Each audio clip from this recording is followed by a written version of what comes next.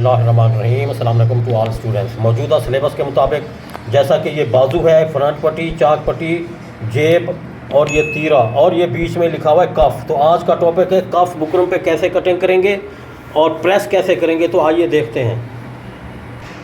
अमूमन कफ जो है ना, बड़े बंदों का कोई 2.5 पसंद करता है, कोई 2.25, कोई 2, यानी मैं सेंटीमीटर में कोर्स करवा रहा हूँ तो सेंटीमीटर में 6 cm होता है। तो ये बुकरम को मैं यूँ कट कर रहा हूँ ऐसे, और कफ की लंबाई है हमारे पास 24। तो ये अर्जेंट कटिंग करके आपको दिखा रहा हूँ। ये 24 को हमने कैसे कट करना है, यूँ ऐसे। और एक कफ चकोर होता है और दूसरा होता है गुलाई वाला।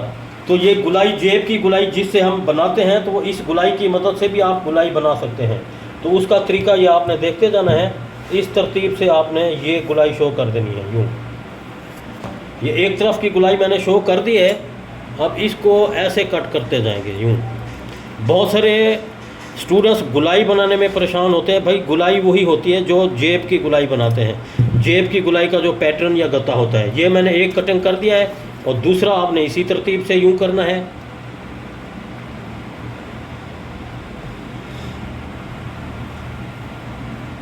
अब दूसरी गुलाई भी पैदा हो गई है। अभी इसके बाद उसी गत्ते को इसके ऊपर रखना है साइज़ के हिसाब से। ये देखो, एक एक करके दिखा रहा हूँ क्योंकि नए लड़के सीखने वाले होते हैं तो वो बासानी बना सकें। अब ये 24 साइज़ हमें चाहिए कफ की लंबाई का, 24 cm। ये 24 अचानक पूरा ही है। 23 हो, 24 हो, जितना भी साइज़ आपको चाहिए आप उस हिसाब से इसको ये रख सकते हैं। ये अचानक 24 पूरा आ रहा है तो इसका एक पल्ला उठाऊँगा और इधर रखूँगा इस जगह पे। इस जगह रखने के बाद फिर इसको उसी गुलाई की तरतीब से मजबूती से इसको मजबूत हाथ में थाम के कैंची चला देनी है ऐसे, उसी गुलाई की तरतीब से। तो गुलाई वाला कफ भी आपके सामने बन चुका है और ऊपर के जो धागे होते हैं वो भी आपने सफाई कर देने होते हैं। ये वाले, ये धागे नोक ना निकले, ये धागे, ये दोनों कफ। तो आइए प्रेस करने का तरीका बता देता हूँ। पीस बचा वाला बेटा, अब ये पीस हमारे पास एक है और इस्तेमाल करने का भी तरीका आपने ध्यान से कान खोल के सुनना। ये कन्नी वाली साइड होती है जो कफ इस कन्नी वाली तरफ होता है, इस तरह और दूसरा इस तरफ। अगर इसी एक ही पट्टी में बन रहा है तो दोनों हम बना लेंगे। इस तरह कफ इस्तेमाल नहीं करना। इसको कहते हैं आड़ा, इसको कहते हैं सीधा। अब मैं इसको ऐसे डबल कर रहा हूँ और इसको ऐसे 4 फोल्ड कर रहा हूँ और देख रहा हूँ कि कफ बन जाएगा या नहीं बनेगा। तो बन जाएगा। तो ये साफ़ सुथरा नज़र आ रहा है, इधर से भी और इधर से भी। इधर से भी ज़्यादा रखना है, इधर से भी ज़्यादा रखना है। ये मेरे आसान अंदाज़ हैं। ये इतना ज़्यादा रखना है और इस पीस को आपने आज़ाद कर देना है यूँ, कन्नी को। ये पीस आज़ाद कर दिया मैंने और इसको भी आज़ाद कर दिया है। एक कमीज़ में कितने कफ होते बेटा? 2। तो ये पीस मैंने कितने किए हैं? 2। ये आज़ाद करके यूँ दिखा रहा हूँ। ये देखो, अब इस्त्री फुल हीट है।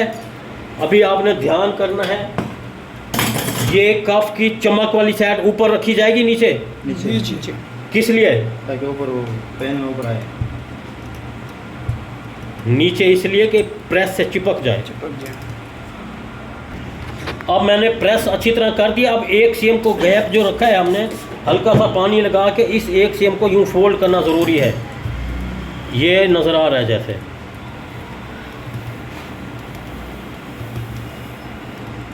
फोल्ड करके फिर इसको इस तरफ फोल्ड करना है।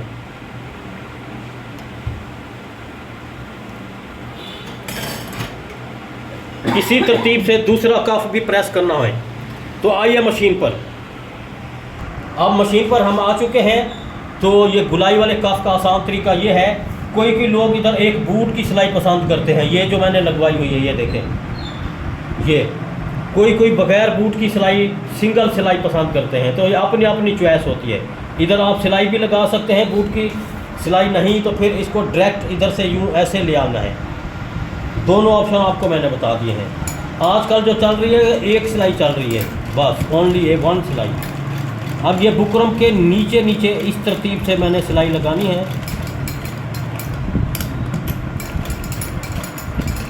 अब ऊपर के लिए मैंने इसको ऑप्शन नहीं दिया, गैप नहीं दिया।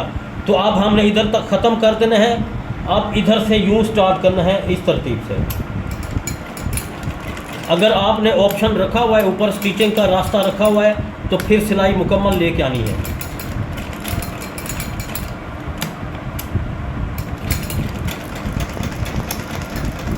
और ये सिलाई एंड तक ही लगाना चाहिए। बहुत सारे ये बच्चे एंड तक नहीं लगाते। अब ये देखें, अगर ऊपर मैं स्पेस रखा होता तो फिर यही सिलाई ऊपर ले आता, इधर से यूँ चला जाता। क्योंकि ऊपर मैं ज़्यादा वज़न नहीं रखता हूँ। हर दर्जी का अपना अपना स्टाइल होता है, कोई कोई रखता है, कोई कोई नहीं रखता। तो मैं इसको टाइम बचाने के लिए, धागा बचाने के लिए ऊपर ऑप्शन नहीं रख रहा। आप चाहे तो सिलाई रख सकते हैं। अब ये कट इस तरह देने हैं, इधर भी कट देने हैं। इस कट लगाने का मकसद ये होता है कि गुलाई में कफ बआसानी बैठ जाता है।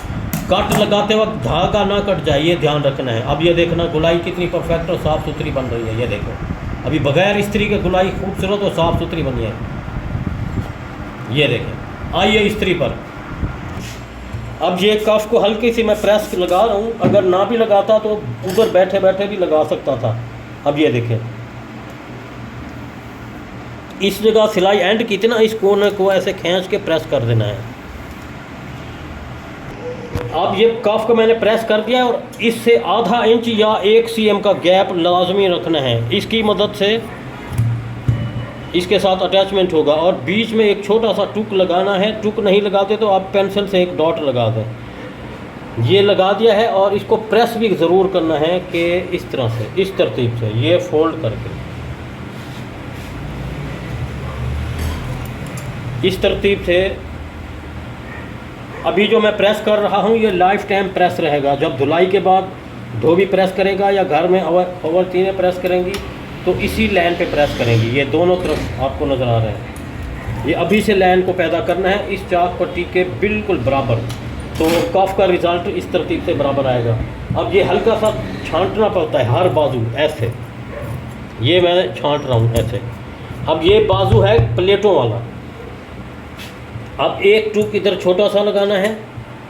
अब इसको 4 पे तकसीम करके, जैसे मैंने 4 पे तकसीम किया है, एक टुक इधर लगाना है। ये तो 1 2 3 टुक लग जाएंगे। ये तो इसका एक जो ये मैंने निशान लगाया था, इस टुक को इसके साथ मिलाना है। तो आइए मशीन पर।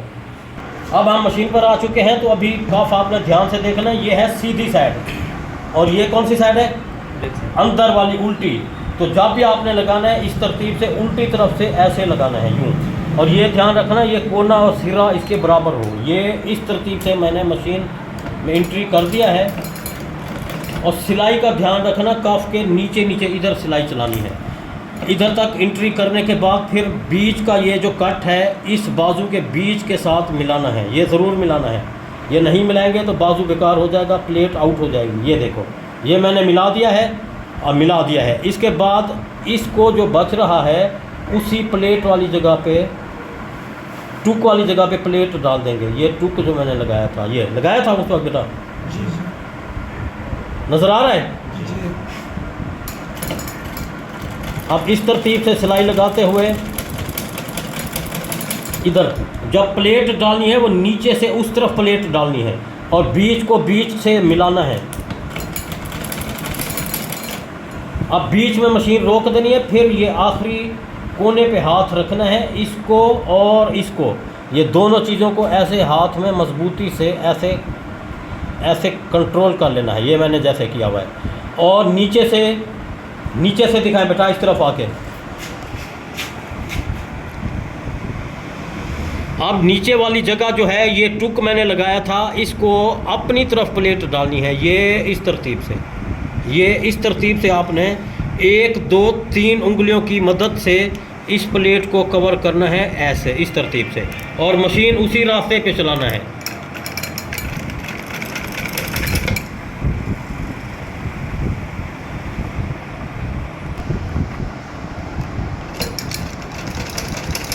अब मैंने इसको मजबूती से थामा हुआ है। ये बहुत सारे बच्चों से ये हाथ छूट जाता है, ये कोना आगे पीछे हो जाता है, कफ बहुत बुरा लगता है। फिर ये देखो, ये सारा कमाल है हाथ की कंट्रोलिंग का। ये मैंने वापस करके पक्का भी कर दिया है। इस तरतीब से इसको मैंने यूँ निकाल के काट दिया है। अब ये आपने ध्यान से देखना है जब भी कफ लगाना है तो ये इसके बराबर मशीन को नहीं चलाया होगा तो ये इसका रास्ता सही नहीं आएगा, फिर इसको यूँ पलटाने में मुश्किल पेश आएगी, सिलाई लगाने में झोल आएगा। एक मौजूदा कफ है, ये सीखने वाला लड़का है, ये देखें ये कफ में झोल लगाया हुआ है, इसको मैंने बोला है खोलो बेटा, ये खोलना पड़ेगा, ये कफ इस तरह नहीं होता, ये देखो झोल आ रहा है। तो ये जो मैं तरतीब बता रहा हूँ वो अंदर की सिलाई का रास्ता सही होगा तो झोल नहीं आएगा। अभी मैं बग़ैर इस्त्री के आपको दिखाऊंगा।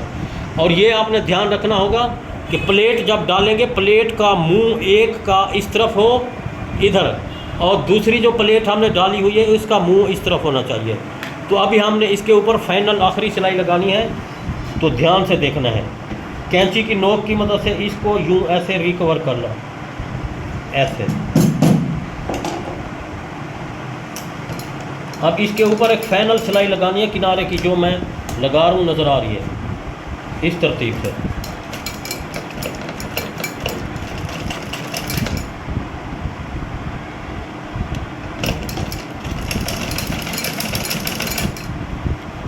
थोड़ा थोड़ा सेट करके, जितना इसके अंदर कंट्रोल हो रहा है उतना उतना सेट करके किनारे की सिलाई लगाओ।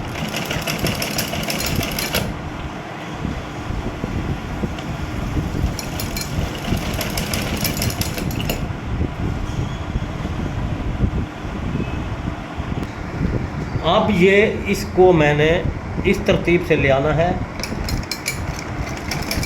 अब आखिरी एंड फाइनल देखते जाना है। क्या करूँगा, ऐसे एक कटर मिलता है उसकी मदद से या कैंची की नोक की मदद से इसकी नोक को यूँ रिकवर करना है। हाँ, ये इसका नाम है कटर क्लिपर।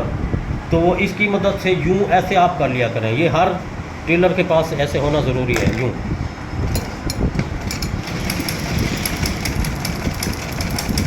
अभी ये सुई, ये देखो मेरे हाथ पे नहीं लग रही, मैं इसको आखिर तक इसको सुई को, ये देखें जैसे मेरी फिंगर जा रही है। बहुत सारे नए लड़के होते हैं जो इस जगह मशीन रुक जाती है तो वो सुई की तरफ अंदर धकेलते नहीं है। इसी तरतीब से गुलाई में सिलाई लगाते हुए एंड तक पहुंच जाना है।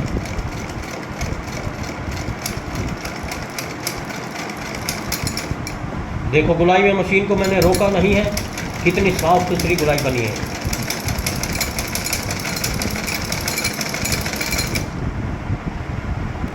अब इधर आप आने से पहले आप धागे डिलीट कर दिया करें। ये एक्स्ट्रा धागे जो होते हैं शुरू वाले, नए जो सीखने वाले लड़के होते हैं धागे काटना अक्सर भूल जाते हैं, फिर मैं उनके कान खींचता हूँ। ख़ास तौर पर ये है, इसकी शिकल दिखाओ बेटा, ये धागे काटना भूल जाता है। नीचे करो।